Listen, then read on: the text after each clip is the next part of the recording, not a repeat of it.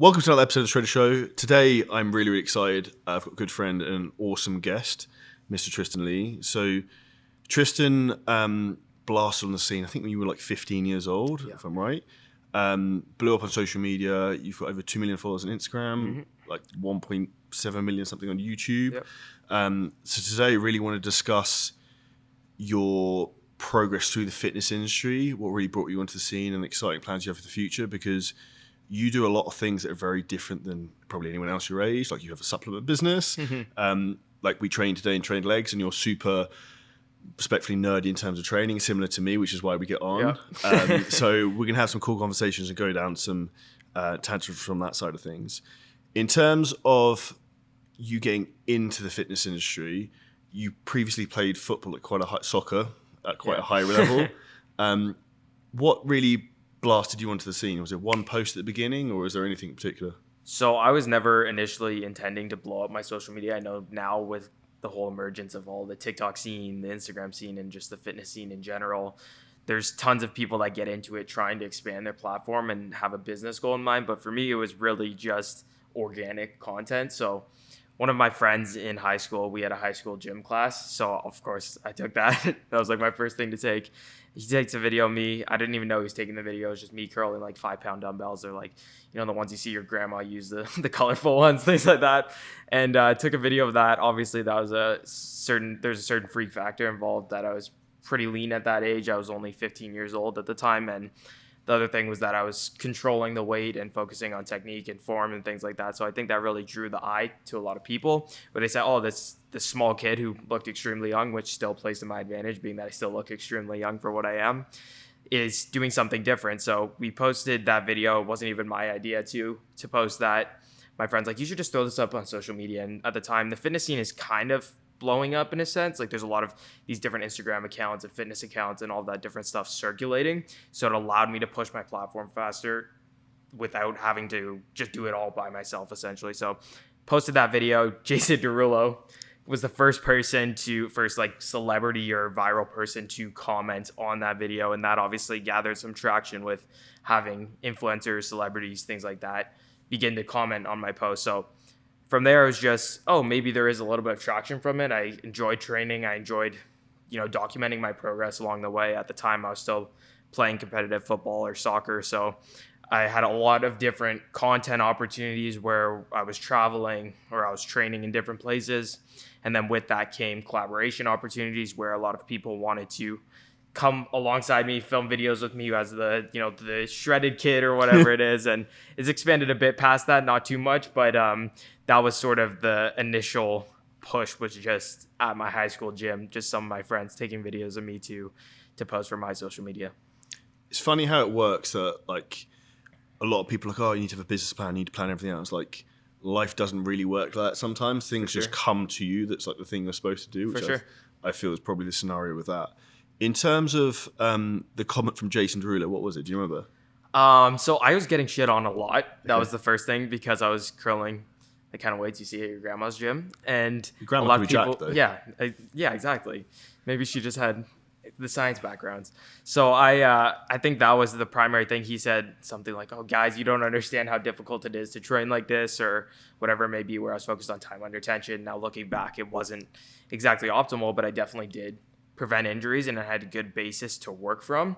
So he just said like, he was basically defending me in a sense. So I think having a little bit of a positive regard from a celebrity or an influencer sort of gave people a little bit more respect for the work that I was doing and an understanding for the work that I was doing, even though he was so far outside of the fitness industry. Interesting topic to go into.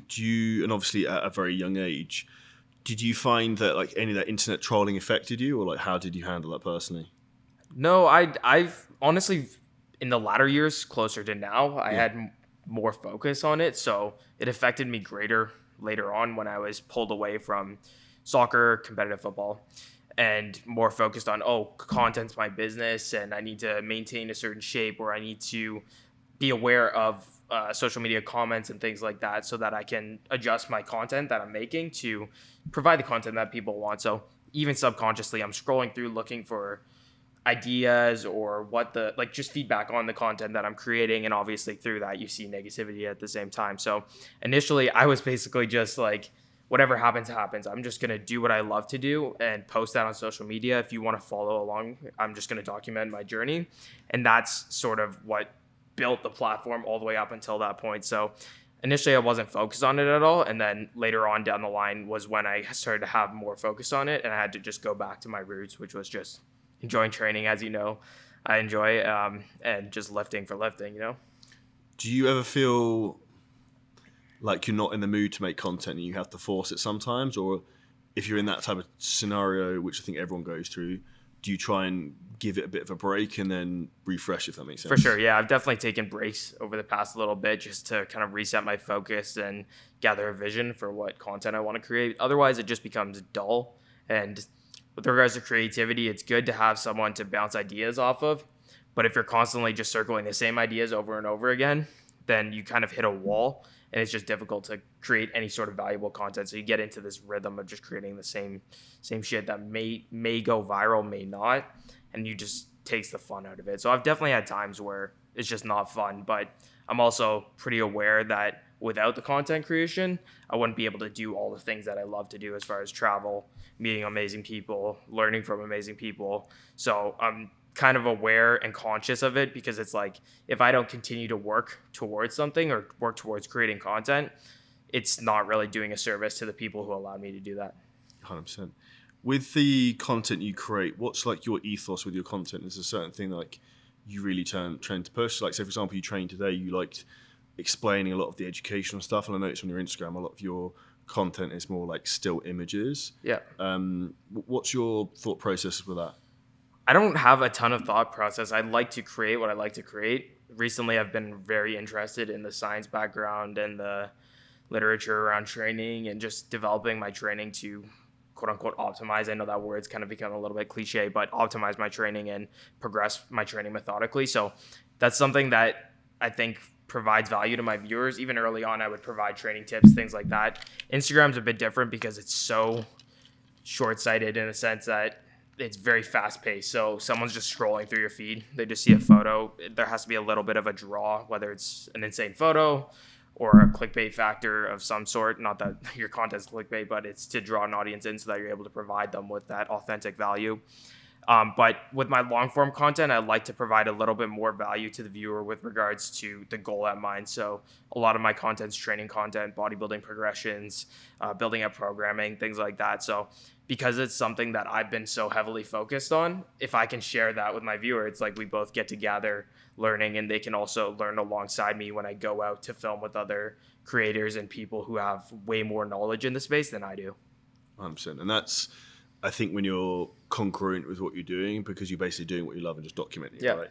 And one of the things I love before we start filming this, you said, is like you love like videography and content, because Tristyn was like making comments and asking questions about like the setup we have here and all that sort of stuff. Yeah. And for me, that's really interesting to see, because respectfully to a lot of people in the fitness industry, that's quite an unusual thing for people to do, because most people want like, they want the fame and fucking glory at the end, right? Sure. But they don't want the process to get there in terms of like the work you put in to make all the content and to build the following or to look the way you do. Yeah, and I'm a little bit stupid about it too, because I could 100% outsource my work and I would produce way more content, but that's something that I've found passion in, so that's something that continues to drive me into continuing to create content. Otherwise, when I take myself out of that creative process, now eventually I will offload some of that, just looking for the right people and the right team, as you've found to a certain degree.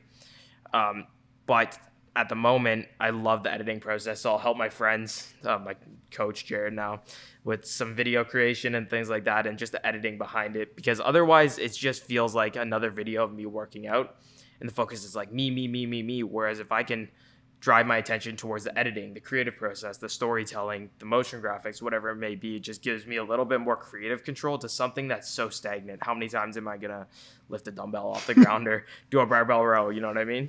And respectfully, it's like after a while, there's only so many times you can explain like a calorie deficit, and you're trying to reinvent the wheel. For and sure. We spoke about this the other day. Some people will try and do that. Coming into something which is instantly fascinating about you, which very few people do, is you have a supplement company that you set up and started. Yes. Can we talk a little bit about that? So we started Chimera Nutrition, our supplement company, at the beginning of 2021, and pressed pause throughout a lot of that year as we were held back from coming across to the States, and we're waiting for our visa process to basically get into process so that we're able to run everything, function everything properly, and make sure we're all in good status, I guess, to come across. It's something that I've always had a passion for with regards to supplements. I love flavor testing, formula testing, and as I'm sure you've seen with me with regards to my training, it's kind of something that I like to look into a lot, where it's like methodology behind stuff and science behind stuff rather than just the outcomes. So being able to work with cool people like biochemists and people at our supplement manufacturers and stuff to create a product that feels amazing, tastes amazing, is something that I just find a lot of enjoyment in. So it's almost in line with the creative process of my editing. I enjoy the editing because I enjoy the creative process behind it. So if I can put some thought into a product that provides value to my viewer or to an audience or whatever it may be, then that's something I find a lot of enjoyment in. With the supplements, what's the have you ever made anything that's like crazy? We're like, I don't know, you put shitloads of caffeine and like overloaded a pre-workout for sure. just to see, like, let's see what it does. Right now we're working on extreme pre-workout, so we're kind of pushing the limits. And I'm someone who's like kind of a stim junkie to a certain extent, especially when I was dieting really hard. And we talked about this too. It's like you'll be dieting, you'll be 6 weeks into a diet, and you'll be slamming like 1.2 grams of caffeine a day and not even notice it. So, I enjoy that. And if we can kind of push the barriers where we just add more and more and more and see where that line is, there's definitely a line where there's too much caffeine or you feel like shit because you take a certain thing, then that's super fun. With that, have you had any like trial and errors where you've taken something and you're like, fuck, this is awful? Yeah, so one thing that I have a lot of issues with is too much choline. Okay. I noticed that mixed with a lot of caffeine just gives me anxiety and anxiousness. So we try to find a balance between hitting like a target audience of people who enjoy stimulants, which too many kids enjoy stimulants to a certain extent, but it's like to each his own, and not completely throwing yourself over the edge where you just feel like shit. Because if I take too many stimulants and I can't focus in the gym, my technique goes to shit. I can't count reps, which we already struggle with way too much. And I just can't have that focus that I need in order to, progress week over week. Talk about counting reps. There's the hamstring curl machine in Dragon Slayer counts reps. And I was like, yeah, I've done 13. And it was like 7. I was like, fuck, man. We actually watched the video back and it was like 8. It was 8. So it's somewhere in the middle. But like the reality with that, I actually find with training sometimes, if I get myself too aggressive and hyped up, it's awful. It's not awful, but it's like the target of where I'm putting the load isn't where I want it. It's just 100%. Literally like pure aggression of which sometimes is fun. And I think it's maybe like a British style of training. It's like, and just have fun with your training. Like a lot of people try to be optimal with every single thing. It just puts way too much stress on yourself. The stress that you're overloading on your body is going to have more of a negative effect than if you weren't to have the perfect angle of your single arm lat pull down or whatever the fuck. And I think that's why a lot of people fall out of love with it, because it's too regimented. Whereas, I think the way I think about a lot of things in life now, getting older, is like frameworks. Right. So it's like a thought process of like, okay, I need to do a compound exercise that gets maximal knee flexion. I don't want to do a hat squat today. I could do X, Y, Z instead. Yeah. It's like trying to think around that so you're not getting bored, but you're still getting the same end outcome. And I think the same thing comes to like nutrition, food, supplementation. I think too many people are like, you have to do something. Yeah. And then if you get stuck in that point, you have to do something, that becomes a crutch. And then like, if you go to a gym, there's not hack squats, like what are you going to do? Like, you can't train legs. It's like reality is you need to learn to work around that. Well, a very important thing to understand is that any of the studies that you're seeing start with a question. So you have to ask yourself, is this movement right for whatever I'm doing? So people will take one study and take it as this is 100% what it is for every single person. But the reality is there's a set of people within that study who try a particular movement. Some of those people experience different results based off of different things. So you have to experiment for yourself and just not be so short one line of thinking and this almost cult mentality around training or nutrition or whatever it is, which is just complete BS within the industry. It's just, you can't think so linearly or one way. Interesting you say that, because I think one thing I like about you seem a little bit like a mad scientist in some stuff, right? So like, I don't know about that. When I first looked at the way you trained, you looked like you were doing a lot more like powerlifting stuff. you used to eat like keto and carnivore, Yeah. like no carbohydrates. And now like you cycle through all these things. And what I really like about that is like you test and try things. You're like, yeah, that works now, or it doesn't work now, or sure. I like that. Talking about training, what does your training look like now compared to maybe what it was like? I think when I saw you in Pure Muscle and Fitness, you were doing a lot more like powerlifting based movements. Yeah, so I've shifted my training quite a fair amount just over the past few months as I've worked with a coach to actually line up my programming. So I'm a little bit more methodical about my exercise selection, my rep schemes, my volume progression, my accumulation phases up until a deload. I've definitely shifted to a more hypertrophy focus. So I'm not doing quite as much, just overloading every muscle group, whatever it takes to get from A to B, which even elite powerlifters understand that it's not just that, obviously. But now I'm working in higher volume rep ranges. I would just have more focus on, okay, maybe not hammering myself into the wall in the first week of a mesocycle. And then by week 4, like you experienced today, we can just go balls to the wall and just go all out. So right now I'm training 6 days a week. Before I was training 6 days a week, but it wasn't planned. It would just basically be me throwing myself into the gym as hard as I can. And then by the 7th day, I'm dead on the floor. And then the next week, oh, maybe I have a tweak here. So my rep progression isn't the same. It isn't optimal. It isn't as good as it could be. So when you write something down on paper, or when you put something into an app, or you see like this is objectively my goal, this is objectively the work that I'm doing, you'll see that week over week, maybe it's not optimal to just run yourself into the ground, which seems easy to understand. But like you said, a lot of people have a lot of fun in just going into the gym. And it's a lot easier to just tell yourself, well, if I just go to failure, that's all I have to do. But if you have a particular goal in mind, then it may not be optimal. And with that being said, I think, and I said this earlier when we trained, it'll be on a YouTube video, it's like the older I've got, the more I've learned to train with my brain, not my balls, rather than like Tristyn's doing 3-4 sets of some stuff. I normally do 2 sets to failure. It's like, I probably don't want to do 4 sets coming on off something. an 11-hour time difference. Yeah, 11-hour time difference, 20 hours of flying on an exercise I haven't done for a year. It's like, yeah, you probably want to rein that in, because I think the biggest thing that I've learned is like everyone can train really hard, or like some people can train really hard. I won't say everyone. People who can train very hard, they often forget that the real thing they need to focus on is actually their recovery. Is all right, so they can train again. But like, you could go in and I could go in and bury myself and I can't train legs for 10 days. It was like, that's counterproductive. Or if I could just train again my legs in 5 days, which I would do normally, for sure, what's going to have the biggest outcome, right? There's millions of people that go into the gym, slam their head against the wall, and experience plateaus, injuries, fatigue, and aren't getting the results that you want. So I highly doubt that if you're going in every single day and you can't walk outside of the gym, or you're at the end of your workout, you're out of breath walking out of the gym and you just did a set of bicep curls, I hardly doubt that the issue is you're not training hard enough. So there needs to be a little bit of an emphasis shift towards this overall outlook on training and programming and recovery, like you were saying, rather than just the one aspect, which is training. So people get hyper-focused on one thing, where it's like, okay, you have your nutrition in check, you have your training dialed, you're doing the right amount of sets, reps, weight, progression, whatever it may be, but have you looked at your sleep? Have you looked at your stress? Have you looked at your work schedules? Have you looked at your socialization with other people? Is that in a good realm where it allows you to actually progress or put your body into a position to progress? I think the most important thing is people think that all progress comes within the hour of training in the gym, and the reality is I'd actually say it's maybe the other 23 hours a day probably 100%. Has the bigger impact, particular nutrition, sleep, like the non-sexy things that are actually probably harder to do. Whereas like everyone wants the glory of like, I don't know, doing a PR on the bench press or whatever. Yeah. Not that I recommend people do 1 rep maxes on the bench press. Like, I think that's where people need to change their thought process and think about working smart rather than working hard. For sure. And in particular, there's so many people you see like who go to the gym every day, train 6-7 days a week, yet you see them in a year and they look exactly the same. Yeah. And the same position, they're like perma bulking, they're slightly fat. They might be a little bit big, but they don't get any bigger, they don't get any stronger. You're like stuck. And the reality is like people spinning their wheels in that process are literally wasting their life away. And also say to them is like, do you realize how much money it's costing you doing this? Because if you take what the average person earns, I don't know, say for example, you earned $100 an hour, right?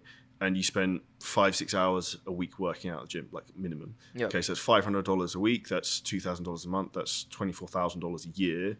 You're losing in time, not making any progress. Over 10 years, that's $250,000. Yep. And that's where most people, I'm like, are you actually retarded? It's like, if you just reach out to someone who can literally just be like, yeah, you don't actually need to work this hard. You can just do maybe a little bit less and you get way sure. more results. Like you're working with a coach, like I work with a coach.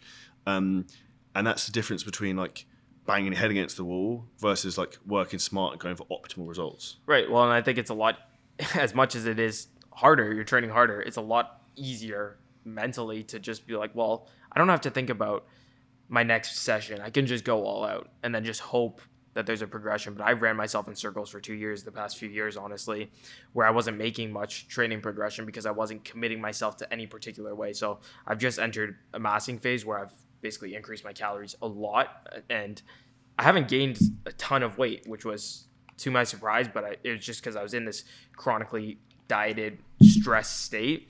And now that I've gone into a massing phase, it's like, oh, I have this outlook where it's like I'm actually able to progress my training. It's so short-sighted to be like just trying to beat the last day. You know what I mean? So a lot of people who get into this state, especially with social media and stuff, I see a lot of influencers who are just, oh, I really just want to stay lean 24/7. And this was me to a certain extent. Not that I was doing it for social media, because I really wasn't. I just was doing it just because I was in this negative spiral, just running, go, go, go. But the truth is, if you just look at it, oh, maybe I take 3-4 months and I just dedicate my time to only focusing on training progression. And is my sleep improving? Is my training improving? Is my recovery improving? And objective markers, strength, reps, volume, all of this different stuff. And then you look back down the line, you're like, well, that was 3 months out of my life, out of my 20-year training career. Was it worth it? Yeah, it's probably worth it. Versus running yourself into the wall, getting injured, you're out for 6 months, you've regressed, or staying lean for way too long, which I'm guilty. I'm literally by no means perfect. I'm probably the worst example of perfect, but it's kind of one of those things that you learn through just experimenting on yourself, like you were saying. So I encourage people you have to try for yourself and see what works for you. Otherwise, you'll never know what your limits are and also what your boundaries are. What you said there is very interesting, because also I'm taking a 12-month massing phase. I'm having a bit of a phase now of pulling back. So I went up like 20 kilos in body weight, which I would actually probably say has been the most difficult thing I've done, because and the thing I'd say is that I just, like, almost like you said, it's like, I just don't fucking look at myself. Just like eat the food I'm supposed to eat, train as hard as I can, follow the plan, sleep, like don't overthink the process. And the reality is that you go through different challenges with that, to the point where like, I hate food, I don't want to eat food, like I almost hate rice, and it's like, but then you start to bring your food back down again, and you start to get satiety, your hunger levels start to come back. It's like, I think something that's really important in life is pushing to the extreme, whether that's dieting or a gaining phase or even or workload, business, because when you go back to normal, you're like, oh, this is really easy, like, and it's perspective, and also it's extending your time horizons in terms of what you want, right? So it's like, if you want a great physique, it's like, okay, you're not going to build muscle whilst you're shredded all the time, like,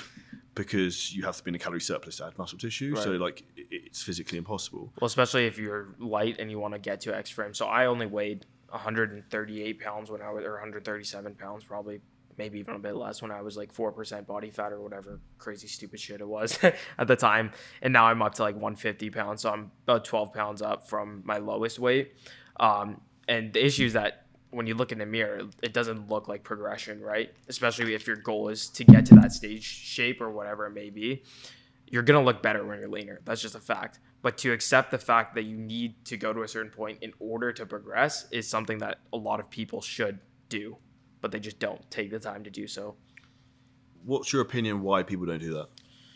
I think people get, like I was saying, caught up in the day-to-day, and they run themselves in circles, not having a plan set in front of them. So like you said, when you have a coach to do the thinking for you, it just takes that mental stress out of it, because people, your coach yourself, will come to you every single day and say, I'm up half a pound. Oh shit, I'm getting fat. I'm obese. And it's like, that's not how the body works. It's not that focus. Like, you can't focus that much on minutia, and you just have to look at the long-term progression. So even I've changed my stance on sort of lean bulking and I guess main gaining or whatever that means. It's kind of silly, because if you're gaining weight, you're still in a caloric surplus. But I've changed my sort of thought process around that, because as you get deeper into your training career, it's going to require a little bit more in order to make objective progress. So if you're gaining half a pound and then losing 0.3 pounds and then gaining another 0.2 pounds on a day-to-day basis, and then you look 4 months or 5 months down the line and you're up 2 pounds, how do you know if you made any sort of muscle growth? So it's a lot easier just to dedicate the time if you're not required to be in a particular shape, like if you're a model or you're doing photo shoots or things like that, to just putting a little bit of fat on and just prioritizing the muscle gaining phase and just thinking about how can I optimize how much muscle I'm putting on rather than being focused on, oh, I've gained like half a pound of fat or whatever. With that, I think the analogy, so I get this a lot when like clients come to us, right? It's like, I want to get shredded, but I want to get massive. It's like, okay, so it's like, the way I explain it to people is like, you can't chase two rabbits at the same time, right? So to get shredded, you have to be in a calorie deficit. To get massive, you have to fucking be in a calorie surplus. Just like, pick one. And like, obviously, when you've gone into this phase, you were extremely lean. And I recommend for most people, they need to at least have abs. Otherwise, like, if you're trying to bulk in a position, you're like 14% body fat. It's like, okay, you're gonna bulk for what, 4 weeks? Like, no. Game over, because your body's not gonna handle that well. For sure, and that's why taking progress photos is important as well. Because when you're upwards of, most of the people that are getting into the gym are not stage level bodybuilders or even sub 10% body fat, right? So if you're bulking from 4%, 5% body fat coming off of a stage, is a lot different than trying to put on muscle when you're already 18% body fat. It's like you're likely going to be able to do some sort of body recomposition phase where you're making objective progress through your strength gains and visual differences compared to someone who's so lean, who's like primed up to just gain weight in general, not both fat and muscle, of course. What's the master vision with your physique then, Tristyn?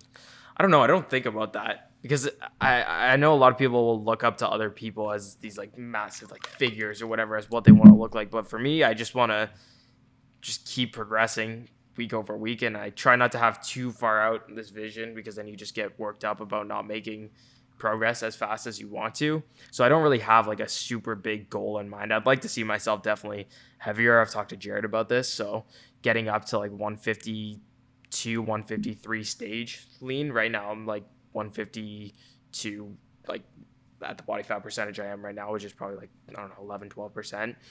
And so if I can get down to like 6% body fat in the 150s, that'd be pretty cool. I think we could make some pretty serious progress at that point. Yeah, I think you definitely look pretty gnarly with that. Talking about nutrition, so obviously you for a while were pushing the carnivore approach. What got you into that, and then what got you out of that, and why? Sure. So the first thing I want to say is that I'm not a nutritionist. I'm not a doctor. I'm not someone that you should take everything self-experimentation. Yeah, exactly. So obviously you have to experiment and see what works for yourself. Carnivore and ketogenic dieting worked from the ages of 15 to 18 years old for me, 3 years. Probably earlier on than that, I started at ketogenic diet when I was playing soccer. So that was the initial goal, was how can I optimize my soccer football performance? Now, a lot of people say that is counterintuitive because obviously carbohydrates can be beneficial for explosiveness and athletes that require that sort of power. But fats as a fuel worked for me. I was able to run the entire game without issue. I was putting on muscle. Obviously, I was going through puberty, so my body was completely primed to put on muscle. After a certain point, from 13 till 18, which is 5 years, like that's a decent amount of time, I was experimenting on myself. It became progressively more strict with regards to my food choices. So I shifted essentially from doing a normal ketogenic approach where I'd throw in some other stuff. I'd have some fruits. I'd have vegetables, a decent chunk of vegetables just relative to whatever else I was eating, still focusing on like a lot of red meats and things like that. But as I got to the end of it, it was just meat, salt, water, essentially, right? And fish and eggs too, I guess. But it was fairly restricted. That worked for me for about probably a year and a half. I was still making decent progress. Then I ended up spinning my wheels where I was like, why aren't I making progress anymore? And the truth was, not necessarily the issue was the diet, but the issue was that I was not eating enough for the training that I was doing.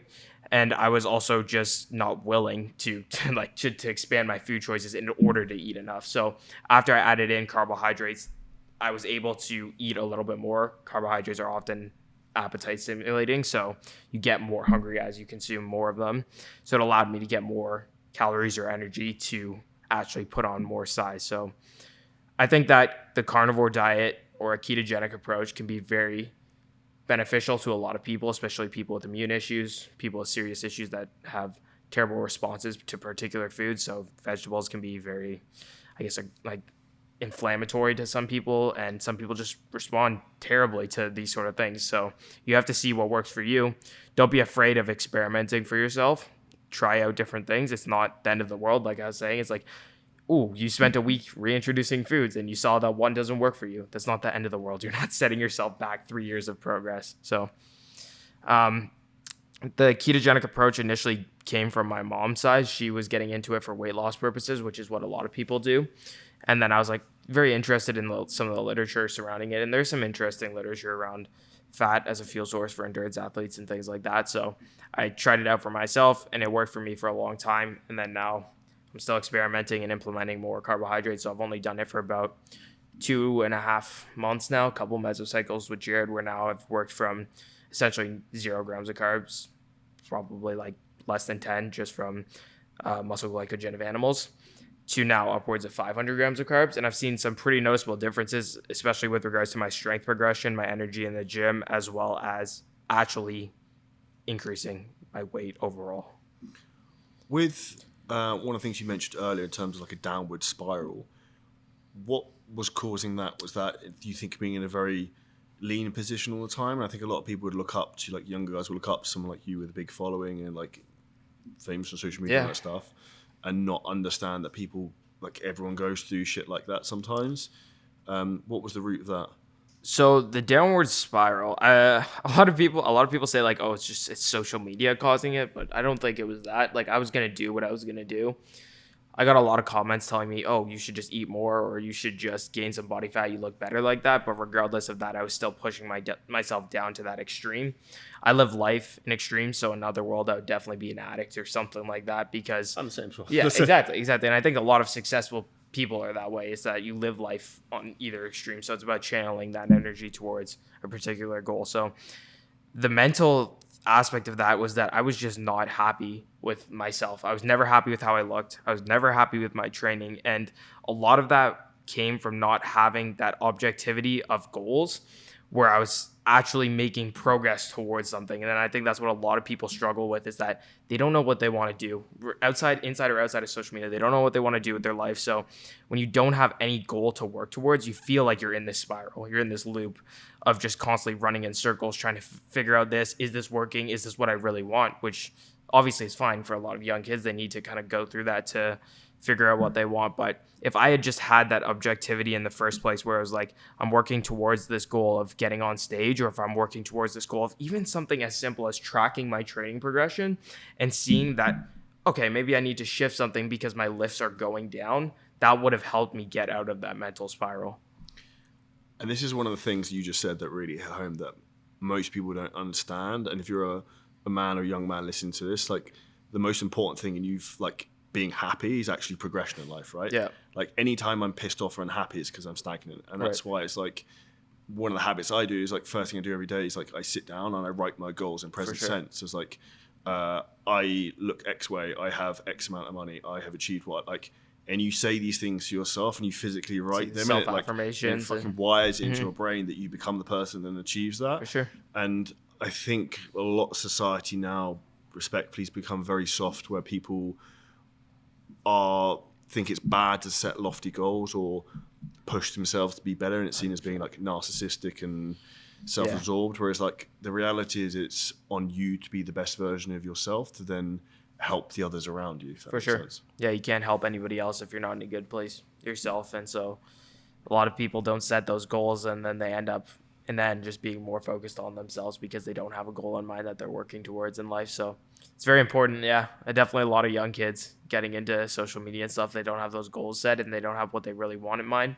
They're not standing on their morals and what they believe in as a person, as a man, in my case, obviously. So they end up running in these spirals, chasing goals that really aren't fulfilling in the end. What motivates you?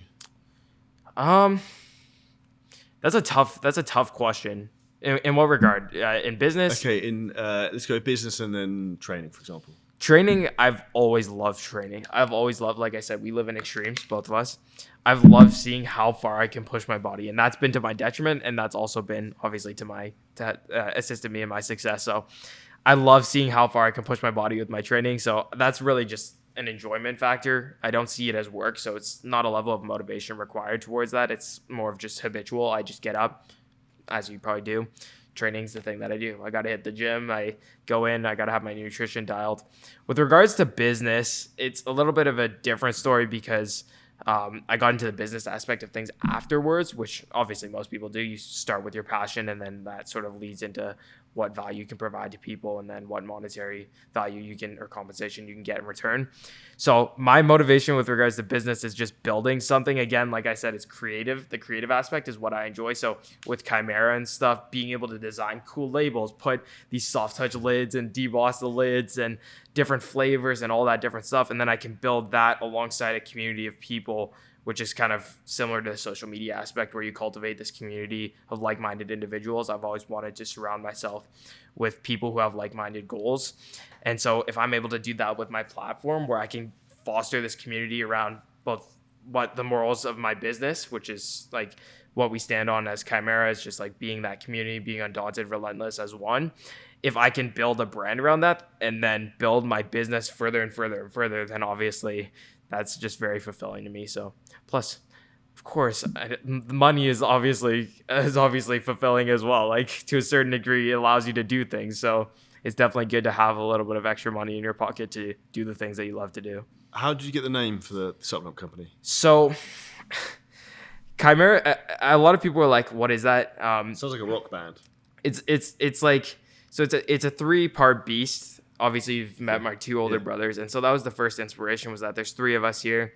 And obviously, these 3 beasts come together to become this essentially undeniable force or whatever it may be. And so we wanted something unique. A lot of brands are just doing this cookie cutter stuff.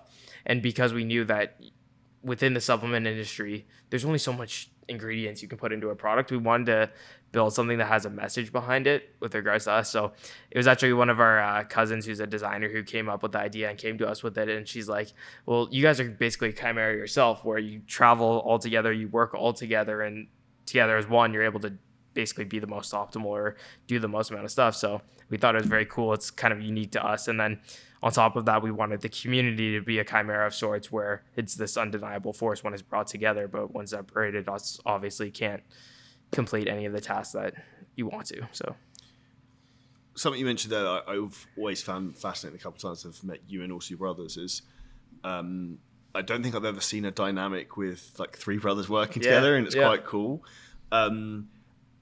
I imagine it has its challenges at times, but you all seem to be like really on the same wavelength, although you've all got slightly different personalities. For sure. Yeah, like they've been 100% supportive of me since I was 15 years old. It was pretty crazy because none of us expected this kind of stuff to happen. So since day one, they've helped me with filming content and editing content. It's always been like, let's just build something together, which I think is very unique and cool. And people say, don't get into business with family because there's fights and arguments. I'm like, there's fights and arguments with anybody you get into business to. Is whether or not you can work through those. Well, you so can I trust think, them, right? Yeah, exactly. So I think if there's a level of trust and faith and understanding between family members, then that works perfectly for a business, because then you're actually able to work through these issues. There's no sort of arguments that can't be worked through. It's just, you have to.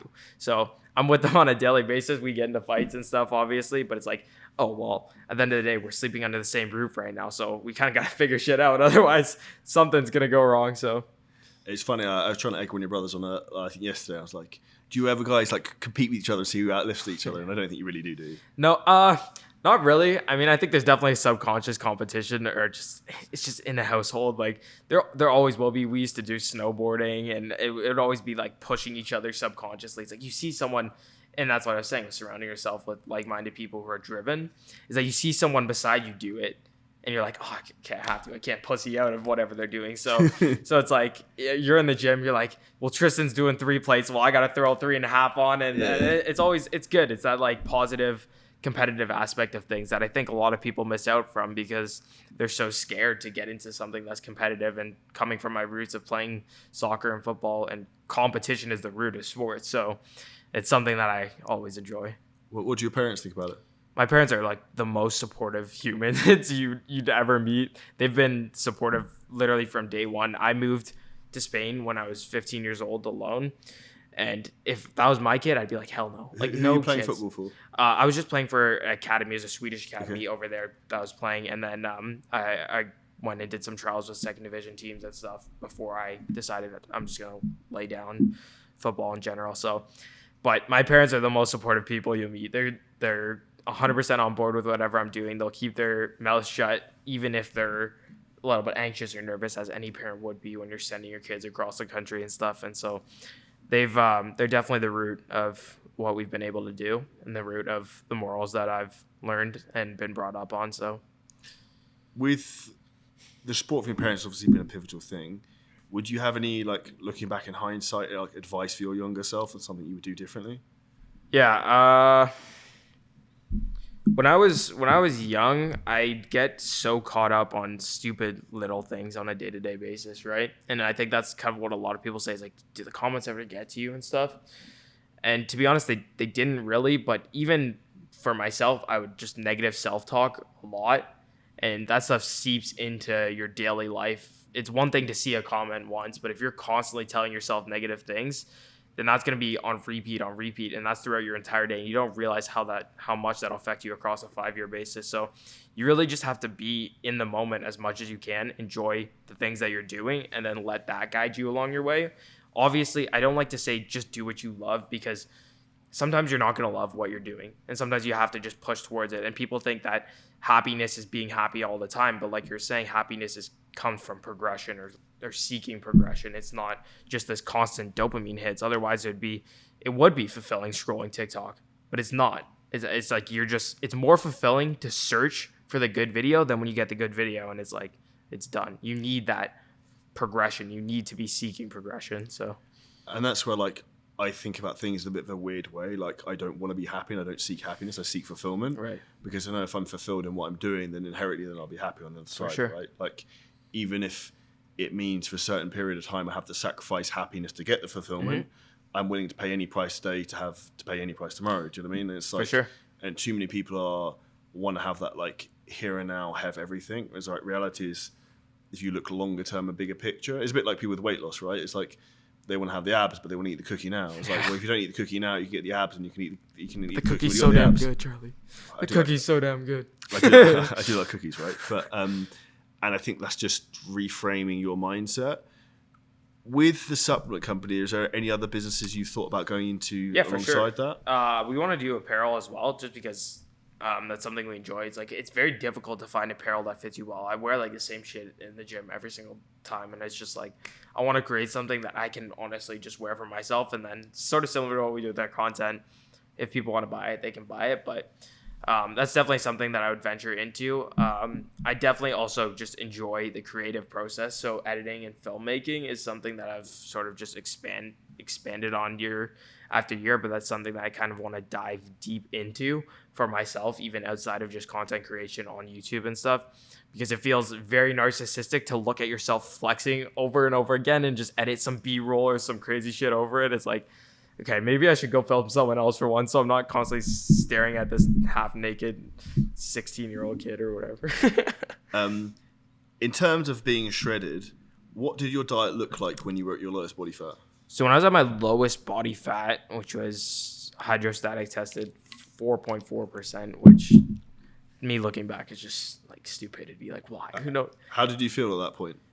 I didn't feel like much of anything, which I know a lot of people are like, I feel terrible, man. Like, I can't get through this diet. Like, I just was running on a high, like 24/7. I was alert. I was waking up in the middle of the night. We talked about this too, but a lot of people are like, man, it must have been so difficult. It's like, no, my body was in such a state of fight or flight that it didn't really matter. I wasn't feeling anything. So even looking back at some of those times, which is scary to me, is I don't remember how I felt at a lot of those times, because I was just going through the motions on a day-to-day basis. Like, oh, I just got to do this cardio. Oh, I just got to do this weight training session. Oh, I'm just training 7 days a week. And, oh, maybe it's kind of normal that I'm sleeping 4 hours a night, which looking back is the most stupid thing in the world. So dumb. Nobody do any of that. But my diet was obviously calorie restricted. It was a lot of sweetened drinks, carbonated drinks to hold myself over. And now looking back, I didn't notice at the time. I'm just like, oh, I'm just drinking this carbonated sweetened drink, and it just tastes good. But then I was like, how can I curb my next meal? So it's like, oh, how can I push my next meal from 12 to 2? And then I dropped down to about 1,800 calories at my lowest, which people are like, oh, that's not that low. It was for a 140 pound or 135 pound person. Like, to be honest, that's not like ridiculously low. But even as I've increased my calories to the point where I'm at 3,600, 3,700 calories just to gain and like 0.5% of body weight a week, even, it's like obviously my body required more than what I was giving it. So that's where individuality comes into play, and specificity, of course, of how much you're training, how frequently you're training. You have to adjust your nutrition accordingly. And sometimes that means eating till you're uncomfortably full to stimulate more and more appetite, you know? 100%. And I think with you having the freakishly shredded look for a long time, I think a lot of like drug accusations and shit got thrown your way as well. Right. Which I can imagine get incredibly frustrating, but I think it's a compliment to you and probably respectfully your work ethic and discipline, and also like very good genetics in terms of like how quick your metabolism is. Thank you. Did that ever affect you, or like just piss you off in the end, or just like I said, like I didn't really have much thought towards comments or accusations or anything like that. Like at the end of the day, it didn't affect me, and it doesn't affect you. So that's how I've always kind of viewed it, is like, you have to focus on the things that you can do and the things that you want to do, and what accusations come. It doesn't affect me on a daily basis. As soon as you let it affect you on a daily basis, that's when. And it's not even about like me versus them winning or anything like that. It's just I feel like shit. Why would I want to feel like shit? So I just focus on what I love to do and just keep doing it. And then at the end of the day, if I have those objective goals set in my mind and I succeed at those goals and I have that progression that we were talking about, that's going to be fulfilling in life, not seeking for the approval of others in a comment section.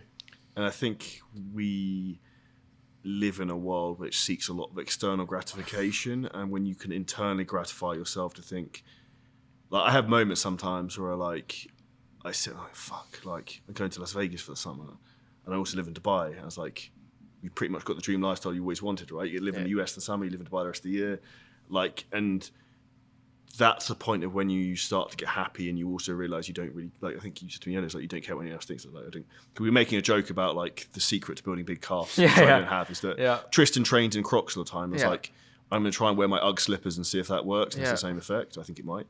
If you think that's a good idea, comment below. Could be the new trend. But the reality is, I think so many people are so like pigeonholed into like fitness systems, social media norms, or whatever. Oh, BS. it's crazy. It's crazy because you're looking at such a subjective thing, right? It's like, how do you look? And you're literally putting yourself on social media to be like, how do I look? Or getting yourself on a stage for judges to be like, how do I look? Objectify you, right? So it's kind of one of those things where it makes it more difficult to make those objective goals and look at yourself in an objective sense. So that's why you have to stand on your roots and morals as a person and not just what you look like externally, you know? With that, and you being coached, I think this is for the first time with Jared. Yeah. Have you had any pushback with him? You're like, oh, I can't fucking eat anymore. I want to be leaner again. No. Or you've been like, okay with well, that? I hit a point. I already went through that with myself like over and over again, where I was just like running myself in circles, like I said. So by the time I started working with Jared, I dropped 4 pounds eating 275, 300 grams of carbs a day. And then we increased my carbs up to like 475, 500. And I've gained like not that much weight. So I kind of didn't really have that fear. And even when I gained the weight, I was just like, oh, I just feel more full. My training feels better. And he helped me set my eyes on the right stuff, like I was saying. So it's more just follow the plan. And people think it's difficult to not eat a lot, but usually it's more difficult to just eat more food. It's like, you don't have to actively do anything to not eat. You just don't do anything. And then if you have to eat, you have to make the food, you have to cook, you have to actually get it down. So what's your current diet look like? So I eat 6 meals a day, which is a big jump from my 3 meals that I was doing. There's not really much literature that supports any sort of further maximization of protein synthesis above 6 meals. Or above even 4 to 5 meals a day. The issue is obviously I need to get enough food in. So when I increased my meal frequency, it allowed me to get more food in. Technically, it's only 5 meals and then an intra shake, but pretty much simple carbohydrates, nothing that's crazy fancy. I'm a simple dude. I could not care less about what I eat as long as it's fueling my training. So I'll have like a lean steak, some sweet potato, and then maybe some zucchini with olive oil or something for the healthy fats. And then it's just evenly spaced throughout my day. I'll have I'll have my interest shake, and then I'll have more carbohydrates in and around my workout just to support the recovery and fueling of my sessions. And then later on the day, away from my workout, I'll have fats so that they don't slow down the digestion of the carbohydrates that I'm having. What's the biggest thing you've learned in fitness and training this year? This year,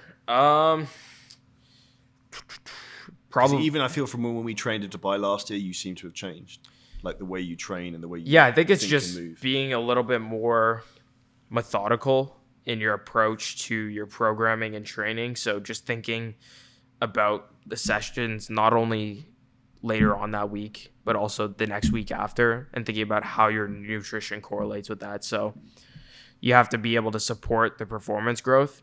And if you're not supporting the performance growth through recovery and nutrition, then there's going to be a decrease in training volume. So when I set up my training 4 weeks or 5 weeks in advance, it allows me to look at that objectively and be like, these are the things that need to be in place in order for me to hit those goals and actually progress. And then when it doesn't happen, because shit happens, you don't progress as much as you think you will, your rate of gain is not as much as you think it will be, then you just have to adjust and make plans from there.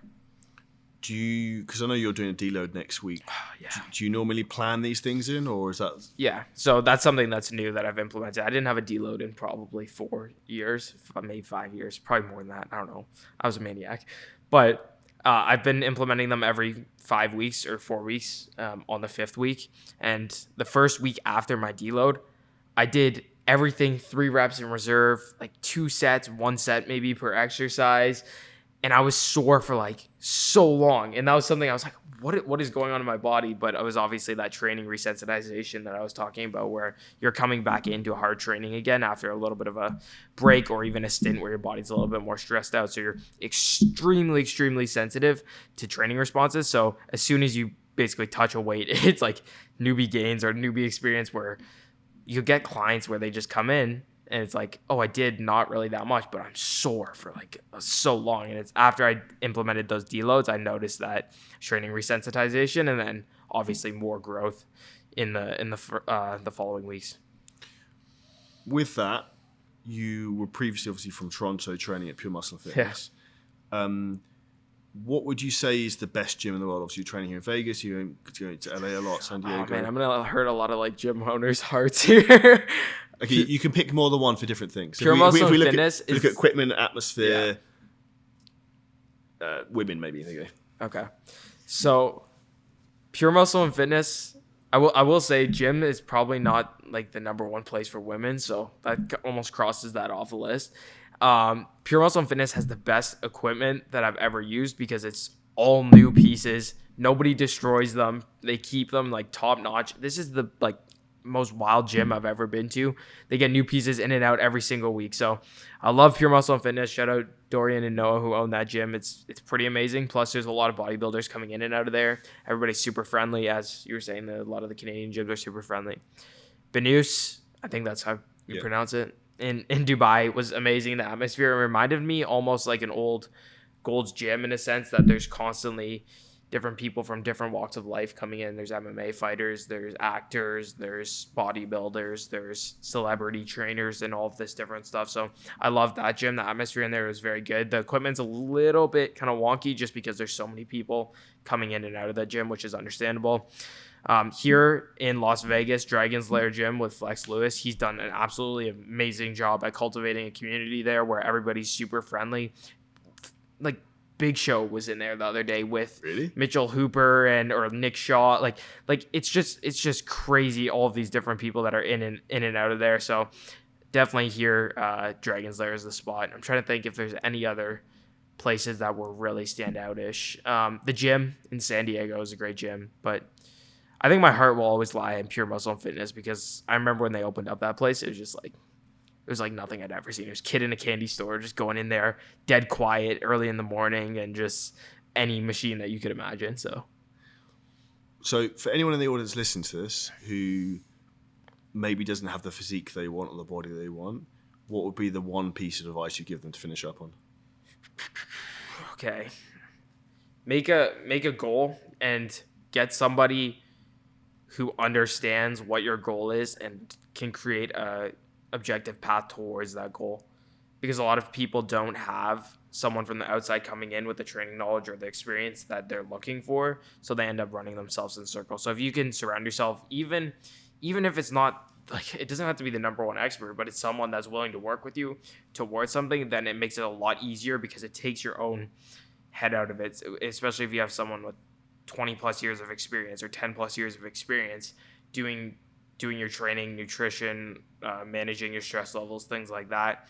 Then it just takes that process out of it for you. So obviously you're not going to learn 20 years worth of knowledge in 3 months, or however fast people want to do transformations these days is absolutely wild. So to have someone from the outside that can just help you out where you need help is definitely a good thing to have. Awesome. It was a very articulate answer, so thank you. Nice. Thank you for your time today, Tristyn. Really, really appreciate Thank it. you. So everyone make sure you go follow Tristyn, check out all of his content, links which are below. And for anyone who is looking for help with the fitness journey, like Tristyn mentioned, if you hit the link below this video and podcast, you book in a free call with us to find out exactly how we can help you. If you found the episode helpful, make sure you share it to Instagram stories, tag both of us, I'll reshare it, leave us a 5-star review and subscribe, and we'll see you next episode very soon.